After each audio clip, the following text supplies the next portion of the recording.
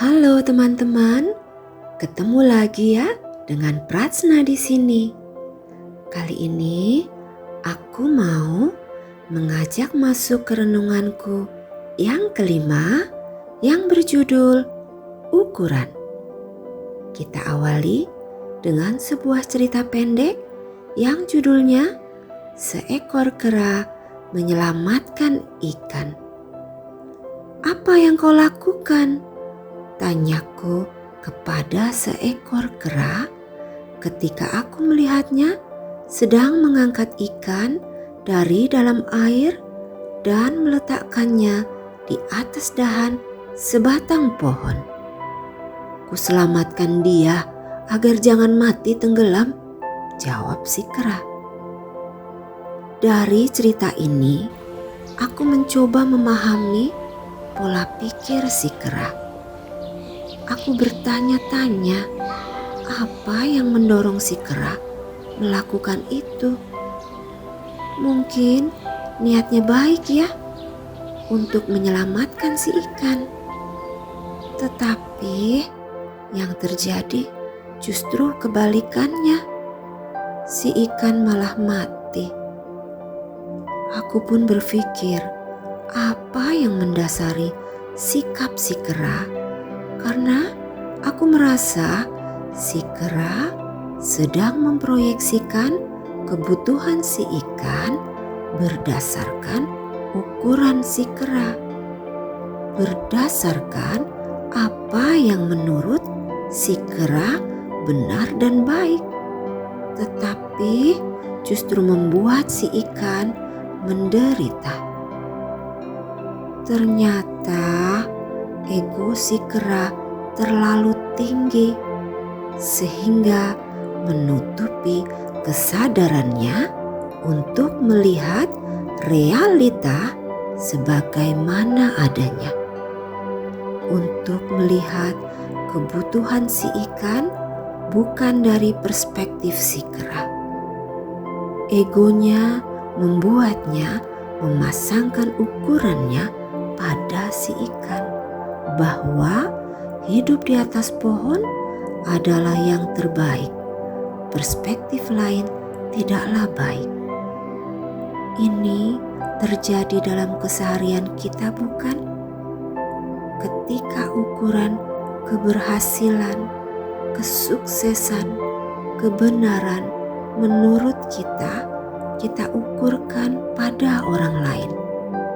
Begitu juga ketika kita menganggap bahwa kebutuhan hati orang lain adalah sama dengan kebutuhan hati kita. Ketika ego kita terlalu tinggi, kita tidak bisa melihat kebutuhan hati orang lain. Kita berpusat pada kepentingan diri kita sendiri, lalu memasangkan ukuran kita pada mereka. Padahal kapasitas tiap orang berbeda, respon tiap orang berbeda, dan kebutuhan hati tiap orang berbeda juga. Kembali ke cerita tadi, mungkin si kera merasa sudah berbuat baik dengan menyelamatkan si ikan. Tetapi yang dibutuhkan ikan adalah air, bukan dahan pohon. Lalu, apa contohnya dalam kehidupan kita, Pratsna? Aku ambil dari sebuah cerita tentang seorang anak tunggal dari seorang ibu. Anak ini rutin mengirim uang setiap bulannya kepada ibunya yang sudah tua. Si anak berpikir itu yang paling dibutuhkan ibunya saat ini. Tapi karena kesibukannya mengejar mimpinya, anak ini tidak pernah punya waktu untuk menjenguk ibunya. Si anak merasa ibunya sudah cukup bahagia dengan uang yang dia kirim. Suatu hari ibunya meninggal.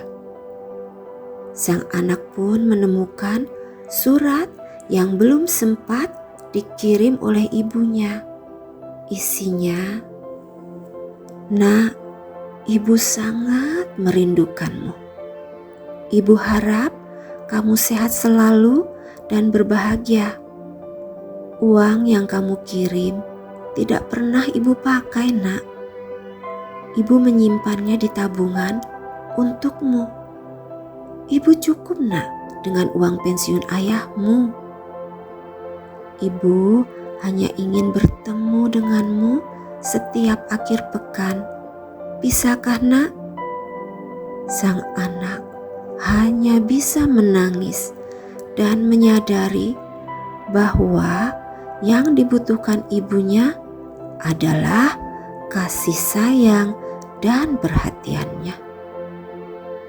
Yuk, kita sama-sama belajar menurunkan ego kita supaya kita menyadari apa yang sebenarnya menjadi kebutuhan hati orang yang kita cintai. Jangan biarkan mereka menderita lalu hatinya mati karena ego kita. Karena ukuran kebahagiaan menurut perspektif kita.